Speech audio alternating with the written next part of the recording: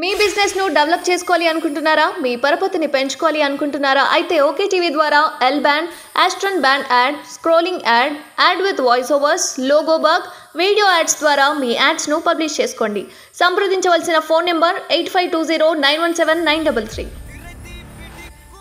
అందరికీ నమస్కారం. Welcome to okay TV. విలాసాలకు అలవాటు పడి ప్రజాధనాన్ని సొంతానికి వాడుకున్న సబ్ పోస్ట్ మాస్టర్ నల్గొండలో వెలుగులోకి వచ్చిన సంగతి తెలిసిందే.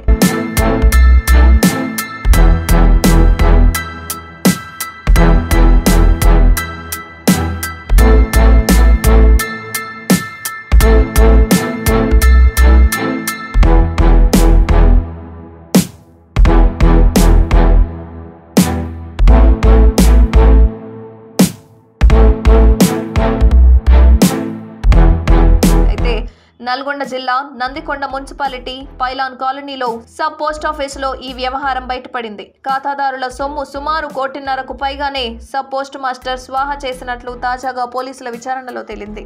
దీంతో నల్గొండ జిల్లా హాలియా మండలం హజారిగూడెంకు చెందిన నిందితుడు పేర్మాల రామకృష్ణపై ఖాతాదారులు, పోస్టల్ డిపార్ట్మెంట్ అధికారులు ఫిర్యాదు చేశారు.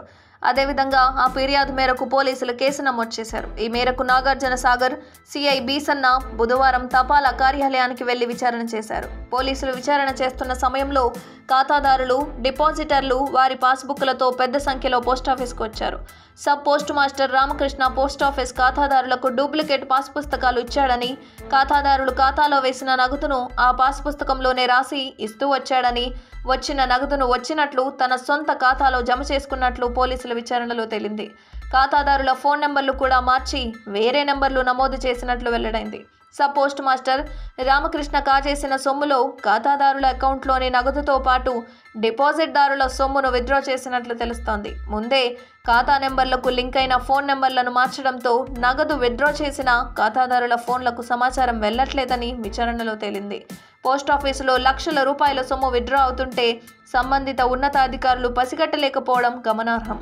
గతంలో ఒక ఖాతా నుంచి చిన్న మొత్తాన్ని విత్డ్రా చేసుకున్నా తమకు ఫోన్ చేసి మీ నగదును విత్డ్రా చేసుకున్నారా అని ఆరా తీసేవారని, అతి తక్కువ కాలంలో ఇంత నగదు విత్డ్రా చేస్తుంటే అధికారులు పట్టించుకోకపోవడంపై కూడా అనుమానాలు తలెత్తుతున్నాయి. కాగా గతేడాది డిసెంబర్ 2వ వారంలో సబ్ పోస్ట్ మాస్టర్ రామకృష్ణ చేతివాటం వ్యవహారం వెలుగులోకి వచ్చింది. నగదు లెక్కల్లో తేడా వచ్చినట్లు గమనించిన పోస్టల్ శాఖ ఉన్నతాధికారులు గత నెల 17న సస్పెండ్ చేశారు. దీనిపై వెంటనే పోలీసులకు ఫిర్యాదు చేశారు. నిందితుడు రామకృష్ణ శనివారం నిడమనూరు కోర్టులో లొంగిపోయినట్లు సమాచారం.